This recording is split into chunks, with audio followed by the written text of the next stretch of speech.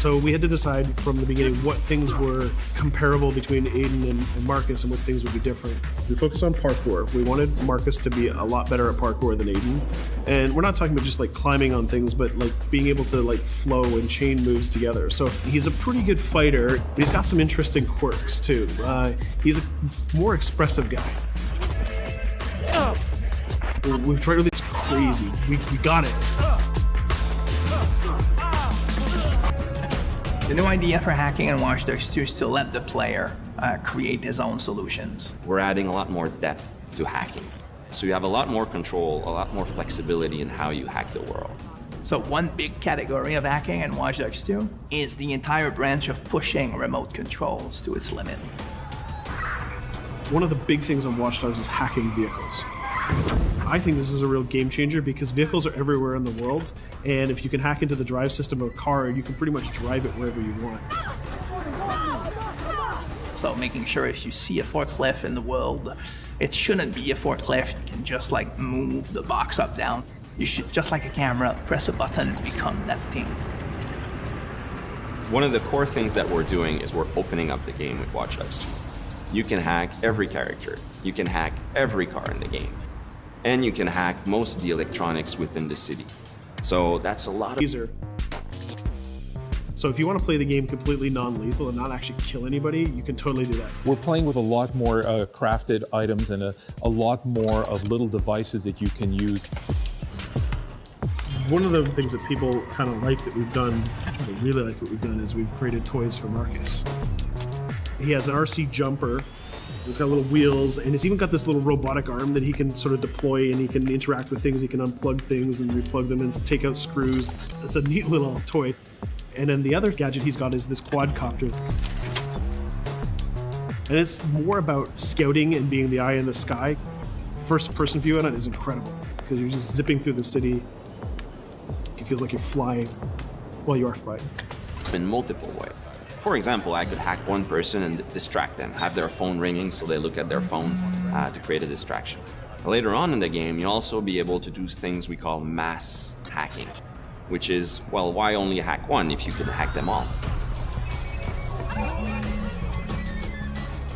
There's one thing that I really believe about Watch Dogs players is that there is no Watch Dogs player. There are many types of Watch Dogs players. You should be deciding how you want to play the game. So that means you can play a mission full gun blazing, that's the way you like to play, full stealth, or through hacking only, project yourself in computers, take control of electronics, influence people, and try to get to your goal that way. We try to really support all players' types across all different styles of play, and also allow players to combine and mash these styles and play together too. If you've been playing a certain way for a while, we want the game to kind of challenge you to try different things, but also not force you into playing the game a certain way. We work to improve the driving, make it more accessible while keeping all the different styles of vehicles and adding a lot of physics and feel to all the vehicles. So we keep the depth, but have more accessibility. The team is super happy with the result we've had, and I hope gamers will be just as excited.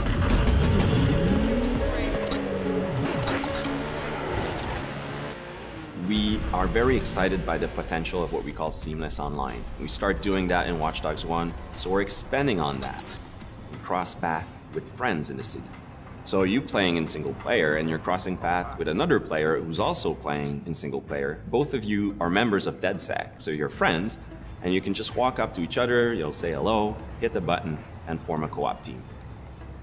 And what we're going to be showing in the next couple of months is an example of how those things work together to create magical gameplay moments.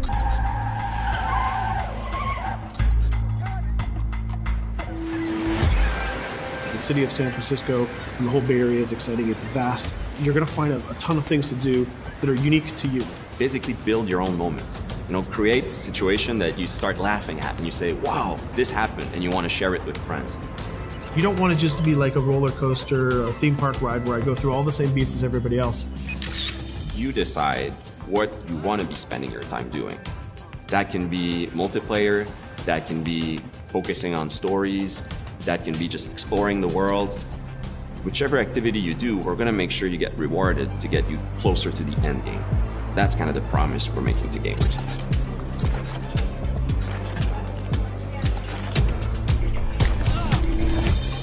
You always know it when something starts to click, it starts to work. Everything changed. You stop seeing individual components, animations, or texture maps, or vehicles. You just start to see the experience as a whole. It changes on the floor. People get excited about it. This is it. It exists. We are always making the game with the player in mind. They have always been the driving force. When you come with a sequel that really earns its due, you know, that really does a lot of new things, that has a lot of surprises, it's a great feeling. In the end, there's nothing more